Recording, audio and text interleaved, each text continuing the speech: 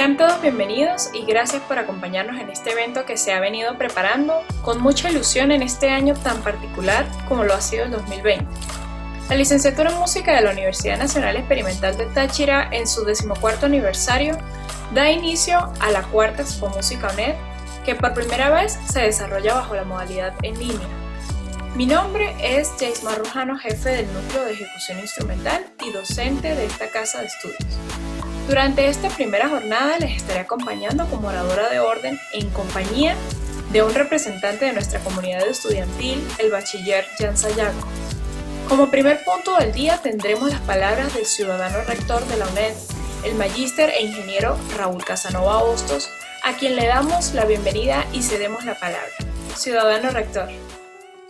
Bueno, un saludo muy especial para todos los que han hecho historia en estos 14 años de creación de la carrera de licenciatura en música de la Universidad del Táchira, en especial al sector estudiantil, que de alguna manera han fortalecido y han hecho crecer que nuestra institución cada día sea de mayor importancia tanto en la región como en el mundo. ¿Por qué? Porque sus espacios los han venido ocupando y han dejado una estela a lo largo de toda esta historia.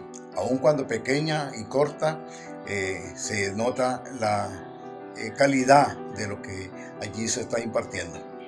Hoy en este 14 aniversario también quiero saludar a sus profesores, a los empleados administrativos y a los obreros que de alguna manera también participan y han participado de esta historia de la creación de la carrera.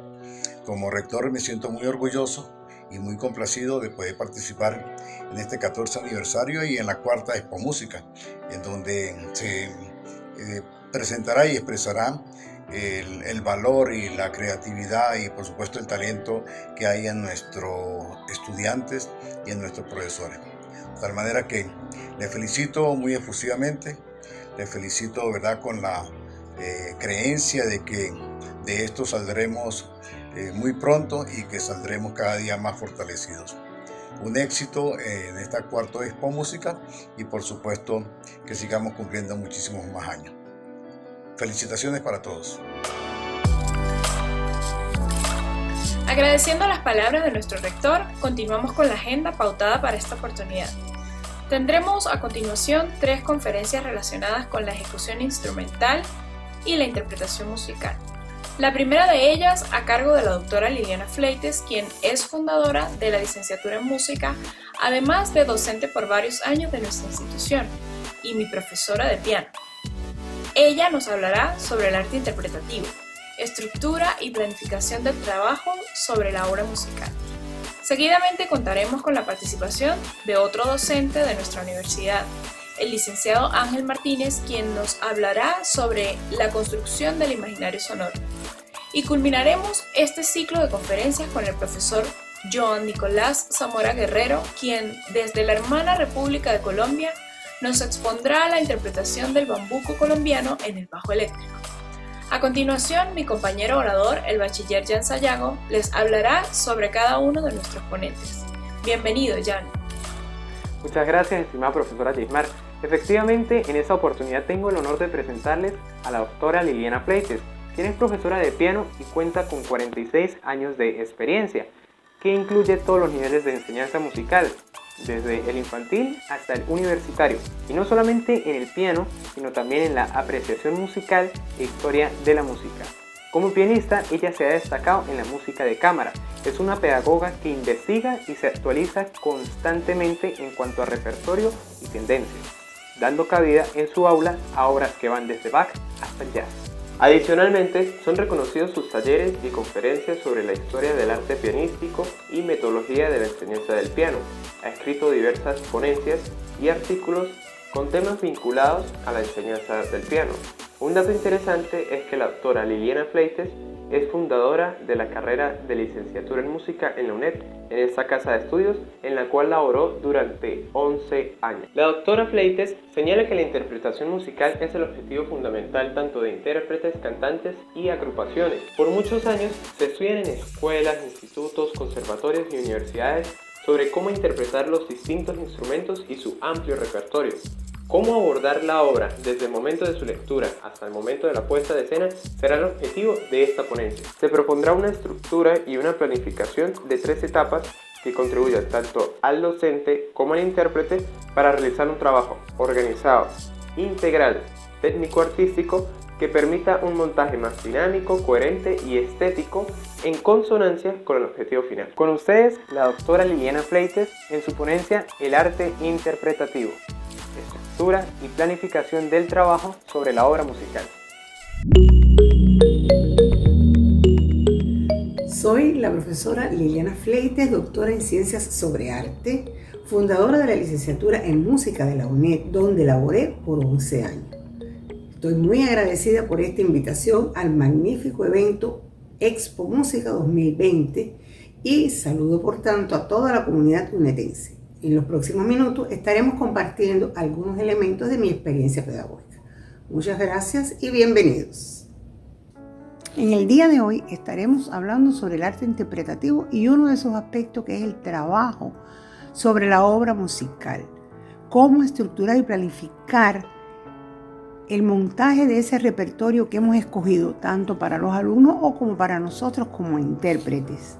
Muchas veces dedicamos muchas horas y estamos perdidos en cómo lograr ese momento final de perfeccionamiento profesional. Considero que precisamente necesitamos organizar ese trabajo, conociendo bien qué debemos hacer en cada etapa, en cada momento y en qué dedicar el esfuerzo, cómo tener una idea general y llevarla a cabo hasta el final. Ese sería nuestro objetivo y hoy vamos a hablar de cómo estructurar ese trabajo para llevarlo a buen recaudo. El trabajo sobre la obra musical es una de las temáticas de la metodología de la enseñanza de los instrumentos. Invito a profundizar en esta disciplina muy importante porque todas sus temáticas están conectadas entre sí y permiten el éxito en el trabajo sobre el alumno y por ende en el intérprete. Tanto la escogencia del repertorio, la conducción de la clase, el trabajo sobre los estilos forman parte de todo un engranaje que nos va a llevar a trabajar bien la obra musical, ese repertorio que queremos interpretar en la escena de manera profesional. El trabajo sobre la obra musical consta de 3 etapas que sería su estructura y la planificación va a ser la organización de las tareas desde un principio donde está la lectura, la concepción de la imagen artística y todas las tareas que conllevan cada una de esas etapas, hasta la realización y el logro en la interpretación de este repertorio musical. En la primera etapa de trabajo, es una etapa realmente que no está muy delimitada con la segunda cotidianamente, pero es muy importante. Vamos a tratar en este poco tiempo de decir los aspectos que yo considero que realmente quedan muy subestimados. La lectura de la obra debe ser una lectura de arriba a abajo. Por supuesto, anterior a este aspecto ha estado la escogencia del repertorio, se sabe por qué se puso la obra, para qué se puso la obra y ha habido una mínima explicación en este sentido. La lectura debe ser, aunque no de todas las notas, sí debe ser completa, de arriba a abajo, no detenernos ni en el primero, ni en el segundo, ni en el tercer compás. No hay que tocar todas las notas. En el caso del piano, las 2 manos a la vez. Eso es importante. En el caso de una obra polifónica, si es una polifonía armónica, podemos hacer lo mismo. O sea, podemos tocar las notas del bajo, notas fundamentales, la melodía. O sea, de manera tal de tocar una estructura de arriba abajo para nosotros llegar a tener una imagen artística de hacia dónde vamos, qué va a sonar y que podamos tener esa idea hacia una posible interpretación futura. Pero sin embargo, en la polifonía contrapuntística, que sería en este caso una fuga, por ejemplo, yo sí recomendaría una lectura al principio por voces, porque es muy complicado trabajar voces simultáneas al principio y que se logre al final una calidad. Es preferible comenzar por voces. Por supuesto, la contextualización, o sea, esa obra dónde está ubicada, en la historia de la música, en la historia general, en la historia del arte y en la historia del pianismo. Son las 4 esferas que siempre habría que tocar dentro de la historia. Y es hay que destacar en cada uno de esos elementos. A veces la obra se destaca más en una que en otra, o su compositor. En qué país había frío, es género danzable, no es género danzable. Es una obra con elementos figurativos, que quiere decir que su título nos sugiere algo, o sencillamente es una obra de tipo abstracta, sinfonía, sonata, estudio. Y ahí tenemos que ir hacia elementos más objetivos de la composición armónica y estructural de la obra, que no quita que podamos buscar imágenes que nos motiven. Los aspectos imprescindibles de esta primera etapa es que no debe quedar ninguna nota falsa, que los ritmos deben estar bien leídos, que los fraseos deben quedar claros, que debe haber una primera digitación propuesta, y de ser posible trabajar ya la memoria, al menos un primer intento de memoria. Con relación a las grabaciones, yo no estoy de acuerdo que sean profusamente utilizadas en esta primera etapa, para tratar de que el intérprete, sea alumno o intérprete en sí, busque esa imagen por sí mismo. Por supuesto, puede buscar una buena interpretación, una buena grabación como referencia, pero evitar, porque cuando uno oye mucho las grabaciones, es muy difícil no imitar. Habrá otro momento en las diferentes etapas en que sí podremos comparar nuestro punto de vista, que hemos logrado lo más independiente posible, con otras interpretaciones. Pero esta primera etapa, ese rasgo general que vamos a tener, debemos lograrlo muy independientemente de lo que siempre hacemos, que es realmente la segunda etapa. La segunda etapa del trabajo quizás es la más conocida, es trabajar sobre cada una de las dificultades. ¿En qué consiste, la diferencia que podemos crear en esta ponencia que estamos hablando hoy? Vamos a clasificar. Bueno, tenemos una dificultad, de las comúnmente llamadas técnicas, porque la dificultad técnica también puede ser el sonido, el fraseo, pero digamos que es la dificultad desde el punto de vista virtuosístico. Bueno, vamos a separar las dificultades. Esa la hemos determinado ya en la primera etapa. Mira, leí de arriba abajo, este pasaje aquí es difícil, este otro pasaje aquí es difícil, este va a ser complejo porque es muy cantable, y aquí este es difícil por otra razón. O sea, ese panorama general es muy importante de la primera etapa. Y en la segunda, ¿qué vamos a hacer? Trabajar los fragmentos, trabajar profundamente los fragmentos hacia esa, y teniendo en cuenta la imagen artística que nosotros creamos al principio. O sea, si la obra es rápida, hay que estudiar lento, pero en función de que tocos vayan rápido, o sea, tocos muy activos en los dedos, arcos o lo que sea, de manera tal de que después nosotros logremos la velocidad. No podemos crear falsas expectativas en los músculos de que después yo voy a tratar de crear una velocidad y no he trabajado esa velocidad.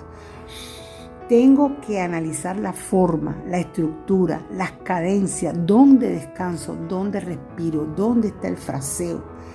Es importante definir ya la digitación. ¿Por qué? Porque yo toqué una digitación en la primera etapa, pero a lo mejor ahora, al trabajar los elementos virtuosos, hay digitaciones que no me funcionan porque tengo que tocar rápido, porque tengo que dar saltos.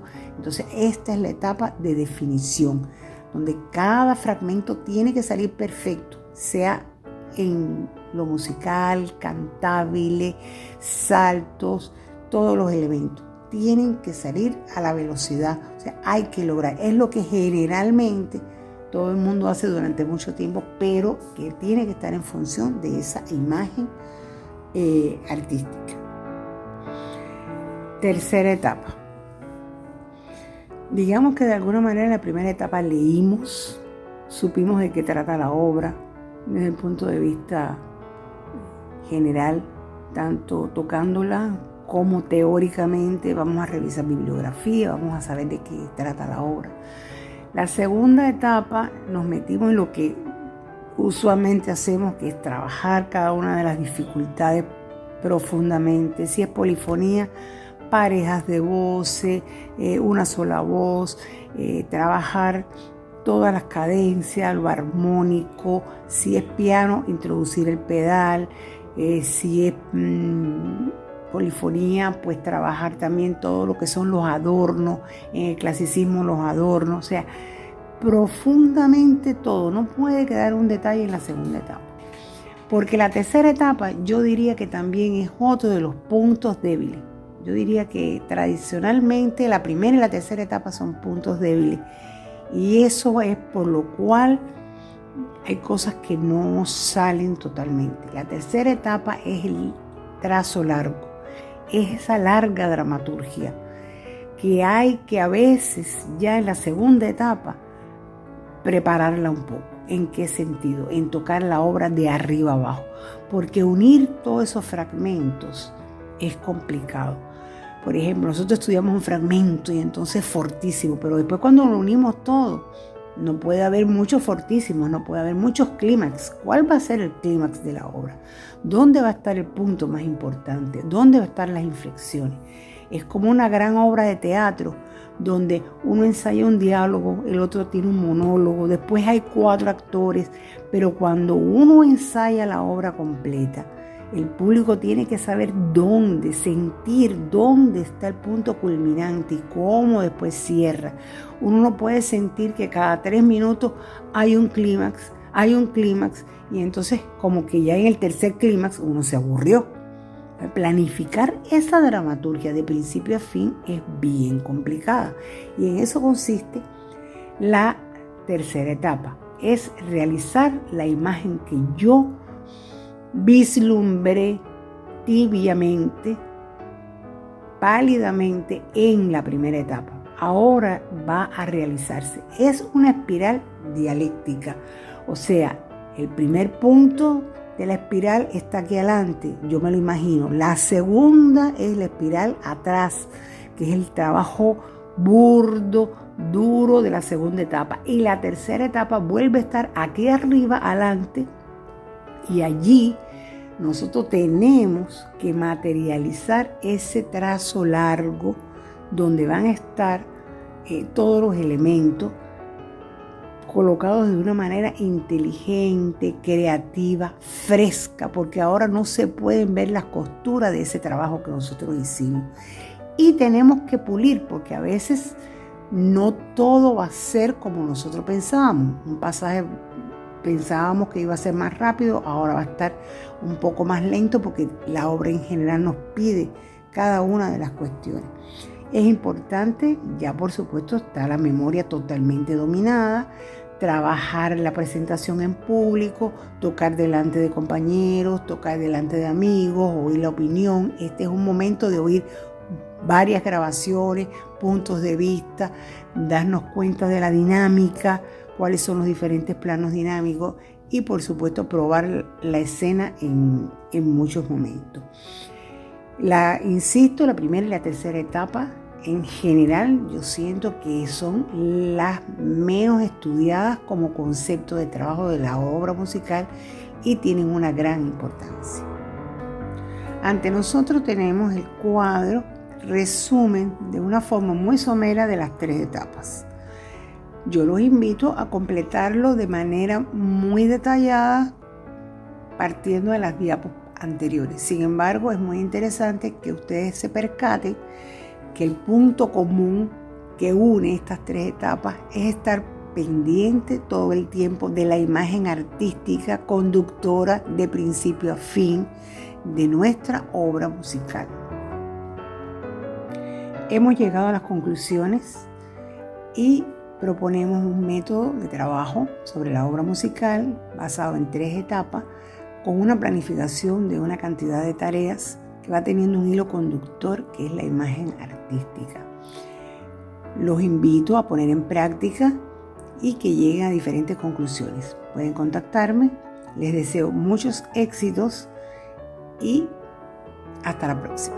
Chao. Agradecemos a la doctora Fleites por su aporte en la cuarta Expo Música UNED. A continuación le damos la bienvenida a nuestro segundo invitado, el licenciado Ángel Martínez, director coral, docente, tallerista e investigador. Está licenciado en música de esta insigne casa de estudios, la Universidad Nacional Experimental del Táchira. El profesor Martínez se ha desempeñado como co-creador de la Red Nacional de Directores Emergentes. Asimismo, es promotor y presidente de la Federación de Coros del Estado Táchira. Es integrante del equipo docente y creativo del programa de Educación Especial Táchira. Es docente titular de la Escuela de Música Miguel Ángel Espinel y docente de la Universidad Nacional Experimental del Táchira. También es aliado de Entre Cantos Artistic Learning and Festival en el área de didácticas para la dirección coral y director titular de los Niños Cantores del Táchira y del coro de cámara Excorde. Su ponencia lleva como título La construcción del imaginario sonoro. Con ustedes, el licenciado Ángel Martínez.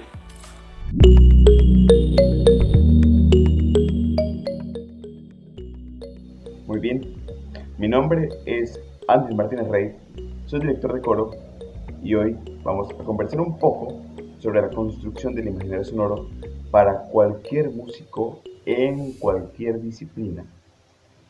El imaginario sonoro es el resultado de un compendio de herramientas y elementos que van formando al artista como artista. De características musicales personales, históricas, estéticas, gustos, intereses, habilidades, debilidades, fortalezas. La suma de todos estos elementos van a definir los sellos característicos y personales que puede tener un músico. Pero ante todo, vamos a observar a grosso modo 3 formas de visión del músico. El músico en la construcción de su concepto de sonido, de su imaginario, puede concebirse a sí mismo como constructor, intérprete o formador. Constructor, cuando tomamos una partitura y empezamos a hacer de ella música, empezamos a reproducirla sobre las herramientas técnicas, sobre el lenguaje musical, sobre la armonía, sobre un análisis de formas, sobre algún conocimiento contextual histórico, la biografía del compositor, si lleva texto, la textura, cualquiera de estos microcosmos que ayudan a construir o que permiten la construcción del sonido, es el momento en que se define a sí mismo el músico constructor.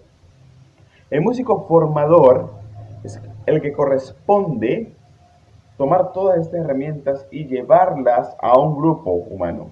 Un director de orquesta, un director de coro, un profesor de aula, un pedagogo musical, un musicólogo, que tienen que formar a partir de estas herramientas con otros individuos un sonido específico.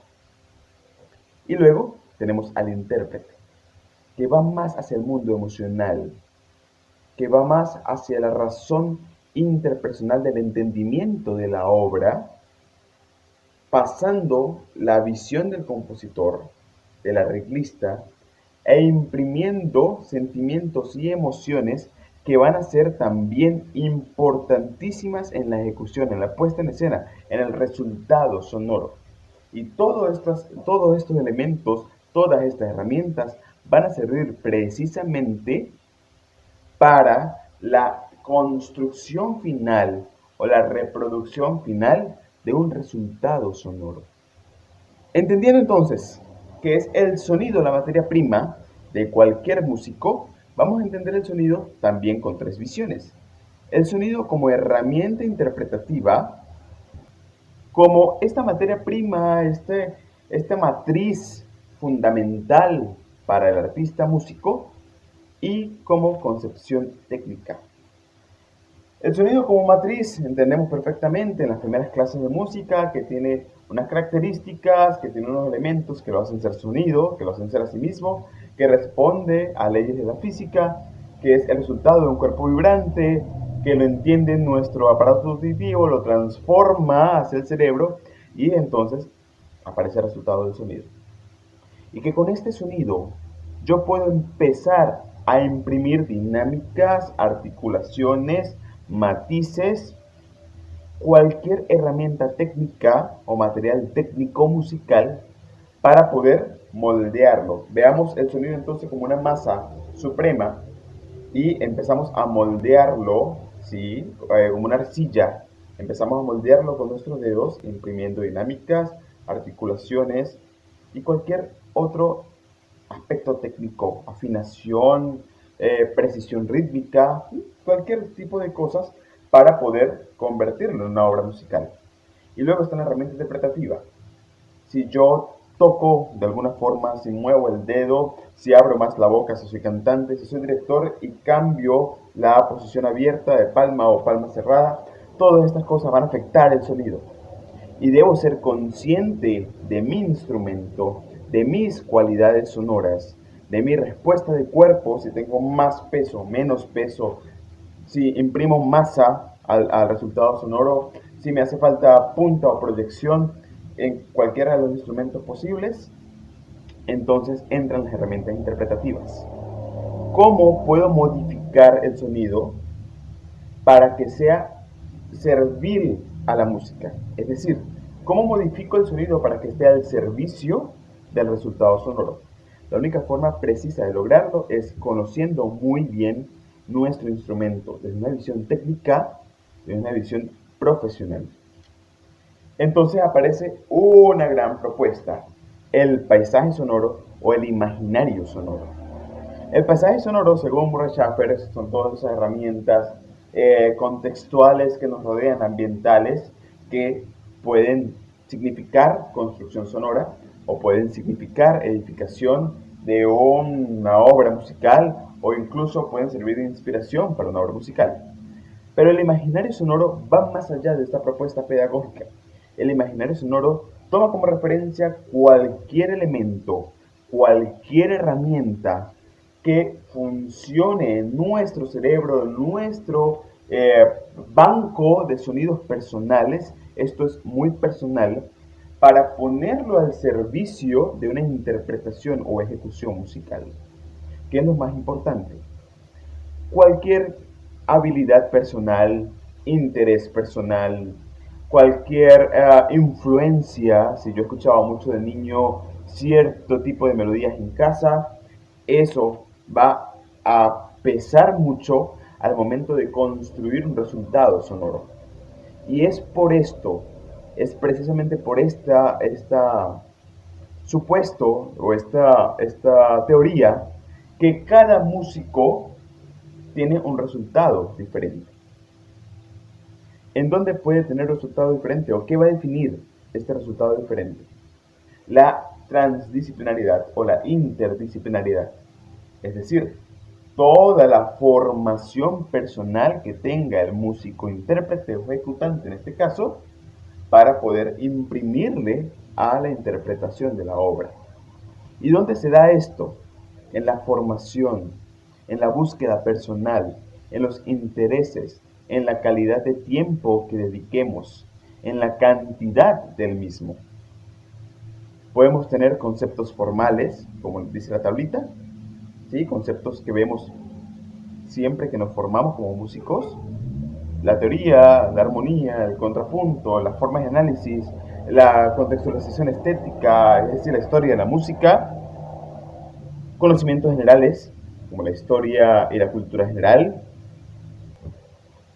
conocimientos de acústica y de sonido, que son tan importantes al momento de interpretar, así yo sé hacia dónde proyectar, hacia dónde buscar alcance, dónde colocarme en el escenario, conocimiento de bellas artes, lectura de poesía, de libros, que ayuden a construir la historia de la obra, la historia que el compositor quería imprimir, pero más allá de la que el compositor quería imprimir, la que yo quería, el enfoque que yo personalmente quería darle a la visión de este compositor. ¿Cómo lo logro? Observando pinturas. Si estamos haciendo en el mundo coral, por ejemplo, Giovanni Pierluigi da Palestrina, yo necesito ubicarme en el Renacimiento, analizar el vestuario de la época, la pintura de la época, la arquitectura de la época, porque los coros de Palestrina estaban diseñados para sonar en estas arquitecturas, para vestirse de esta forma, para pensar a través de estos textos. Entonces, esta construcción general, interpretativa, interdisciplinaria, masiva, gigante, una macrovisión de la interpretación, va a edificarse con mayor solidez y mayor base en estos pequeños aspectos. Y una formación complementaria, que siempre van a ayudar a la visión del músico. Un instrumento complementario, si somos ejecutantes de instrumento melódico, que no es mi caso, entonces el instrumento complementario puede ser armónico. Si somos ejecutantes de instrumento armónico, el instrumento complementario puede ser melódico o rítmico. Lo importante es complementar la visión de la música de la mayor perspectiva posible. Tener experiencia como ejecutante, esto es muy importante. Si somos cantantes, si somos directores de coro, entonces tenemos que tener experiencia o trayectoria en coros. Si somos ejecutantes, tenemos que ser parte de orquestas, de bandas, de grupos experimentales, música de cámara, todas estas visiones que son colectivas y se construyen en equipo van a ayudar más adelante a la macrovisión o a la construcción y edificación del concepto sonoro. Todas estas disciplinas van a construir al mejor artista. Otro de los aspectos que debemos considerar entonces es la visión de la naturaleza de la obra. ¿Cuál es la naturaleza? ¿Para quién fue escrita? ¿Para qué fue escrita? El objetivo que se logra, si es una obra de estudio, es una obra de preparación, es una obra de muestra, es una obra de finalización, es una obra de acabado artístico, una obra de estilo, de representación folclórica, de música popular. ¿Cuál fue el objetivo en la concepción de esta partitura? ¿Y cuáles son sus contextos? ¿En qué posición geográfica se creó la vida del compositor? ¿Qué pasaba alrededor política, socialmente, económicamente, culturalmente en la concepción de esta obra? Porque esos aspectos van a definir cuál va a ser el resultado del sonido. El sonido debe ser lo más fiel posible a la concepción de la misma. Es por esto que es tan importante la estética como visión macronómica en la construcción del sonido. Y todo esto va a definirse en un momento específico, en el estudio de la obra. En el momento en que yo digo, esta es la obra que voy a ejecutar, ya sea porque la asigne o lo decida, entonces inicia el proceso de construcción del imaginario sonoro. Y esa construcción del imaginario sonoro se puede dar en 3 etapas o por 3 niveles. Un primer nivel en que yo analizo la obra en solitario, que es el pensamiento de la obra, lo que voy a entender, lo que voy a sentarme a reflexionar, a meditar un poco. Un segundo nivel que llamaremos rayado de la partitura. No todos los músicos hacen rayado de partitura. Esto es muy personal también, es una decisión personal. Pero el rayado de partitura es cuando yo digo, ok, esta es la digitación, en algunos casos, o esta es la respiración. Aquí necesito este elemento técnico de mi instrumento para poder lograr lo que la partitura me exige. Eso es rayado de partitura. Y luego una construcción sonora o un trabajo sonoro, que es ya la parte de ejecución a través del estudio. Esas 3 etapas también podemos verlas o concebirlas como concepción crítica, concepción técnica y concepción emocional, de una visión tripartita. La concepción crítica es cuando yo me encuentro con la partitura en solitario, ¿sí? El primer nivel, y empiezo a analizar cuáles son mis fortalezas, qué puedo lograr con la partitura, qué puedo imprimir de mi persona en ella, qué voy a ganar de esta obra en mi construcción personal, en mi edificación como artista. Una concepción o un momento de mucha reflexión que muchas veces pasamos por alto como músicos ejecutantes y es tan importante para poder adentrarnos al gran mundo sonoro que encierra esta partitura. El maestro colombiano Alejandro Zuleta tenía la adaptación de un método SMART, S-M-A-R-T, SMART, inteligente en inglés, y definía precisamente esta concepción crítica en mundos sonoros: el mundo del sonido, el mundo de la melodía, de la armonía, de la rítmica y de la textura, y para quienes son cantantes o coralistas, el texto. Y era súper interesante poder comprender cómo se edificaba esta concepción a través de 5 mundos que se empezaban a relacionar en sí mismos para poder concebir la obra como resultado. Luego viene una concepción técnica, que es ya el montaje, el trabajo minucioso de la partitura. Cuando yo empiezo a analizarlo, monto el primer fragmento, los primeros 8 compases, la primera frase, semifrase. En esta concepción técnica aplico todos los conocimientos musicales posibles para poder obtener un resultado óptimo en la próxima etapa, que es la concepción emocional. El pensamiento de la obra y las herramientas técnicas dan como suma la concepción emocional. Una vez que yo imprima en mi memoria muscular, en mi memoria auditiva, en el estudio, que yo comprenda la obra, que yo imprima en él, que es lo que quería decirles, respiraciones, articulaciones, dinámicas, fraseos, afinación, rítmica, que tenga todo muy preciso. Entonces empiezo a descubrir, y esto se da de manera intuitiva, empiezo a descubrir qué quería decir el compositor con esto, cuál es el mensaje subjetivo u objetivo que quería transmitir la partitura, y de qué manera se va relacionando con mi experiencia personal, con mis conocimientos previos, para poder desarrollar la emocionalidad, que es el punto final para concebir el trabajo interpretativo. Una vez la obra ya ha vivido las 3 etapas de estudio y empieza un proceso interetapas, ¿sí? A saltar, ok, ya concebí las emociones, pero debo volver atrás para resolver una afinación, un pasaje, un fraseo, y vuelvo atrás, quizás el pensamiento de la obra me quería decir otra cosa y ahora me dice esto, entonces vuelvo a la construcción emocional, empieza un salto entre etapas que es lo que va a clarificar el tiempo para poder llevarlo a escena. Y una vez yo lo lleve a escena con todos estos elementos, entonces puedo decir que he construido mi imaginario sonoro a través de una obra musical específica. Muchas gracias, profesor Ángel Martínez, por su ponencia y apoyo en esta 4ª Expo Música UNED 2020. Siguiendo con el ciclo de conferencias a cargo del Núcleo de Ejecución Instrumental, quiero darle la bienvenida al profesor Joan Zamora Guerrero, quien desde Bogotá, Colombia, nos estará hablando acerca de la ejecución del bambuco en el bajo eléctrico. El profesor Joan Zamora es un bajista colombiano especialista en el folclore de su país. Inicia sus estudios musicales a la edad de los 10 años en el Colegio de León XIII de Bogotá, ingresando en las cátedras de guitarra y de bajo eléctrico. En el año 2009 ingresa en el programa de formación musical de la Orquesta Sinfónica de su colegio, interpretando el cello.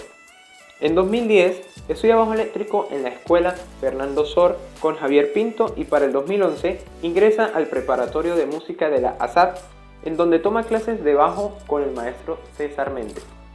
Estudió la carrera de Artes Musicales de la ASAP en 2012, con el énfasis de la interpretación del bajo eléctrico, teniendo clases con los maestros Ricardo Barrera Tacha y Fabián Carvajal, obteniendo en el año 2018 el grado como maestro en Artes Musicales, con énfasis en interpretación de bajo eléctrico de la Universidad Distrital Francisco José de Caldas. Además, se ha desempeñado como intérprete en ensambles de distintos géneros musicales, tales como música tropical, reggae y música colombiana, entre otros. Entre sus reconocimientos destacan el premio otorgado por la Fundación Gilberto Alzate Eidartes. En 2018 es ganador de la convocatoria de Eidartes Agrupaciones Emergentes con la banda La Tata Mendoza. En la actualidad hace parte de diferentes proyectos musicales, entre los cuales destaca la banda de ska y reggae, La Bregadera, la agrupación de rock folklore la Tata Mendoza y la estudiantina Colombia Orquesta. Es momento de escuchar al profesor Joan Zambrano en su ponencia Interpretación del bambuco en el bajo eléctrico. Bienvenido, maestro.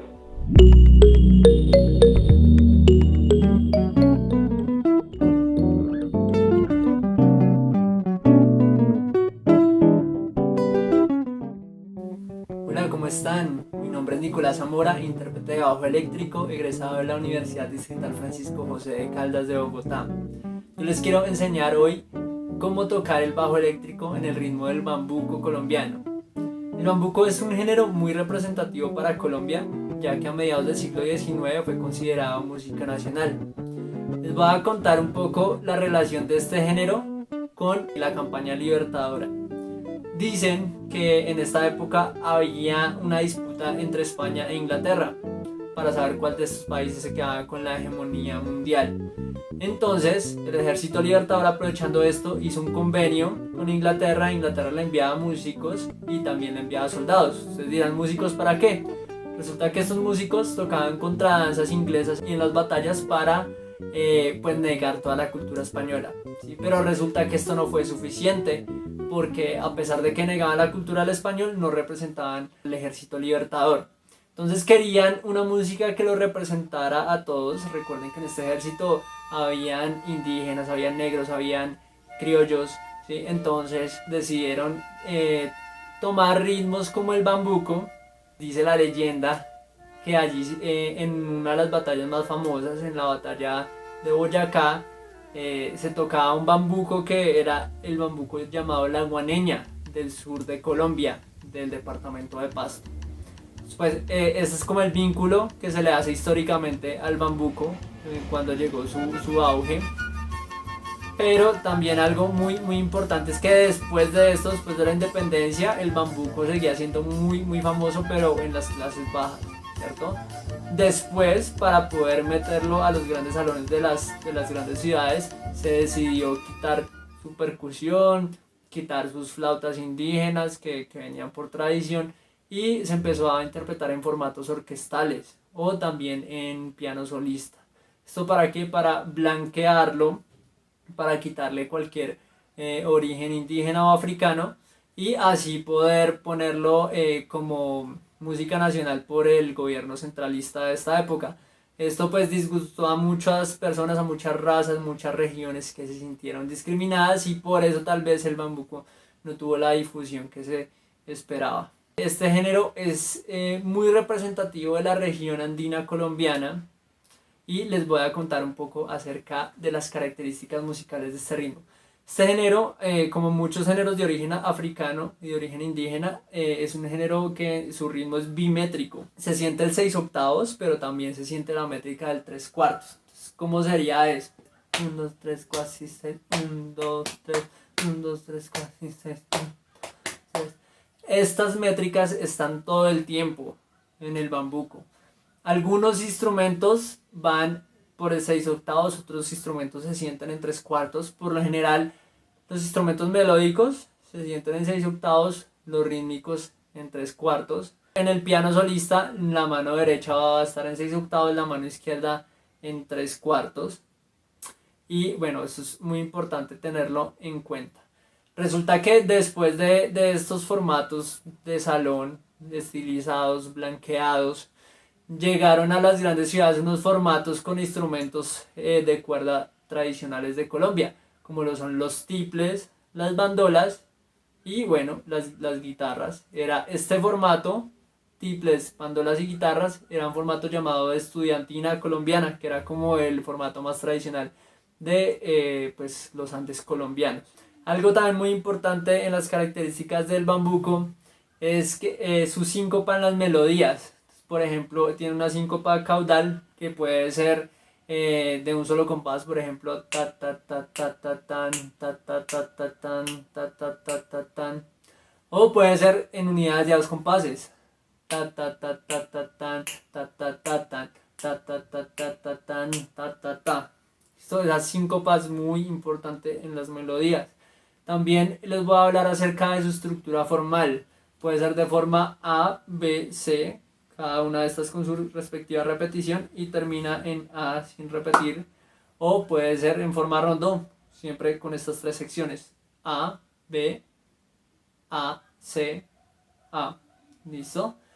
Hay miles de excepciones en las formas del bambuco, solo que la mayoría de bambucos tienen esta forma, como tres secciones. De una sección a otra por lo general hay cambio de tonalidad y modulación. Vamos a ver ahora un ejemplo de cómo sería tocar el bajo eléctrico en el bambuco, ¿sí? Como no es un instrumento tradicional del bambuco, pues vamos a tratar de hacer lo que hace la mano izquierda del piano, lo que hacen los bajos de la guitarra en la estudiantina. Y bien, entonces aquí les va un ejemplo de un bambuco tradicional colombiano tocado con bajo eléctrico.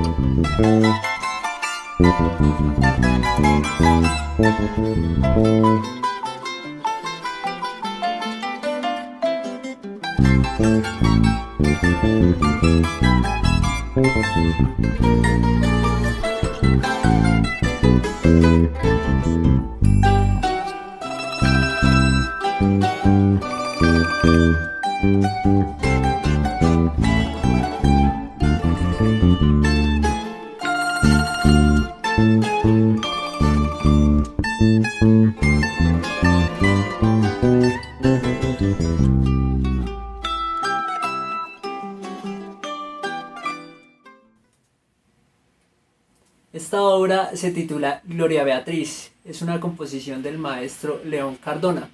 El arreglo que acabo de interpretar es obra del maestro Fernando León. Él escribió este arreglo para la Estudiantina Colombia.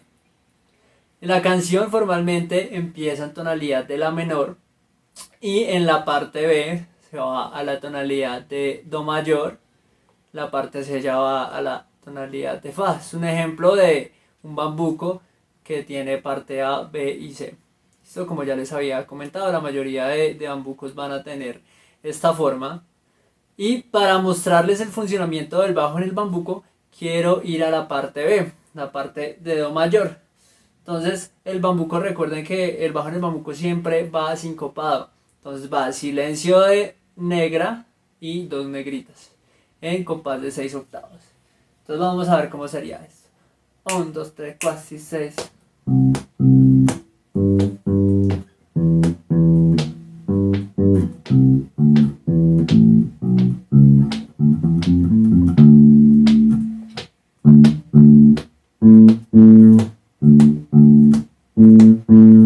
Etcétera, ¿cierto? Podemos darnos cuenta que en este arreglo el bajo eléctrico no solamente se queda en el acompañamiento típico, sino que apoya algunas partes de la melodía, también desarrolla algunas contramelodías, y es por eso que me encanta esta orquestación. Es bellísima porque el bajo eléctrico se sale un poco de su rol en el bambuco y explora otras sonoridades, otras funciones. A mí me encanta meterle un poco de muteadas a la interpretación del bambuco. Y sonaría de la siguiente forma, creo que le da una intención un poco más percutida, un poco más de esa tambora del bambuco que se ha ido perdiendo por la evolución y la transformación de este género. Sería así: 1, 2, 3, 4, 6.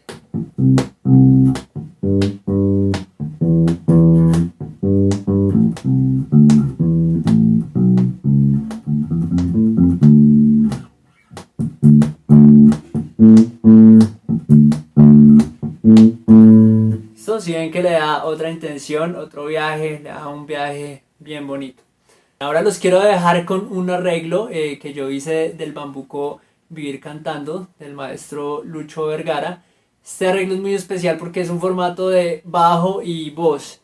Yo hice este arreglo para mi trabajo de grado en la universidad hace un par de años. Les voy a dejar con un fragmento del video de esta presentación y después iré a explicar cuáles fueron las herramientas que yo utilicé para poder hacer este bambuco en formato de bajo y voz.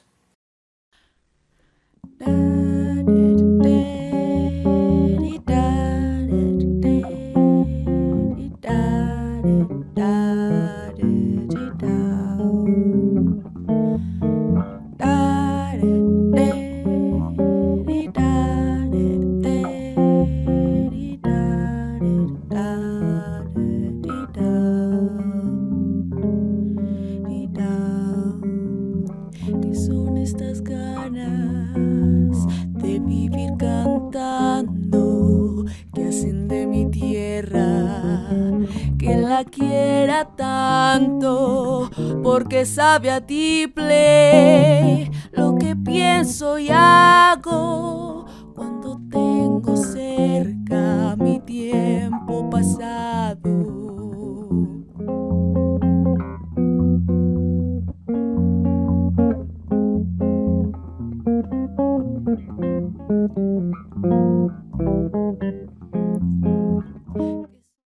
Bien, quiero hablarles ahora acerca de este trabajo, este arreglo de la canción Vivir Cantando. Primero que todo contarles pues que la afinación de mi bajo no es una afinación estándar, como el bajo estándar que es sol, re, la, mi. Resulta que la primera cuerda es un do, entonces esa afinación estándar agregamos un do, una cuarta arriba. Esto precisamente porque en el core melody pues vamos a hacer acordes y tal vez la afinación estándar nos produce unos armónicos que nos van a molestar para hacer ciertos acordes, ¿cierto? Por el mismo motivo es que no podemos hacer todas las voces en el bajo. Por ejemplo, esta canción está en fa menor, entonces yo preferiblemente utilizo solamente las notas que ya, si utilizara las 4 notas pues tampoco se escucharía muy bien, tampoco sería muy cómodo. Y entonces utilizo fundamental, tercera y séptima, ¿cierto? Puede ser acá o puede ser aquí también. Entonces en el intro utilicé varios acordes como cuando el bajo va cromático descendente de esta forma, ¿vale?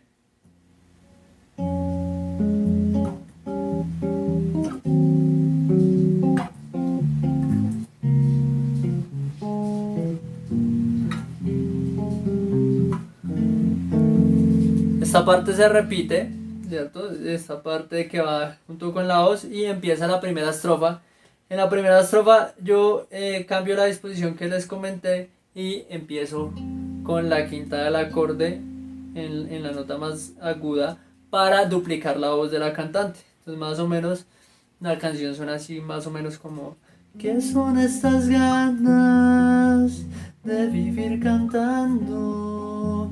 Aquí me despego de la melodía que hacen de mi tierra, contramelodía que la quiera tanto, ¿cierto? Y contramelodía. Son herramientas que quiero mostrarles para que ustedes también las utilicen en sus propios arreglos.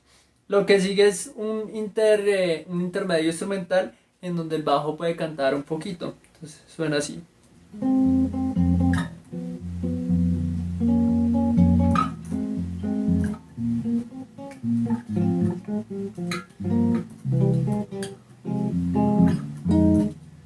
Por ejemplo, ese final, esto es fa menor y esto es fa menor 7. Lo que hago es cambiar el registro, cambiar la disposición de las voces para empezar la segunda estrofa en un registro un poco más agudo.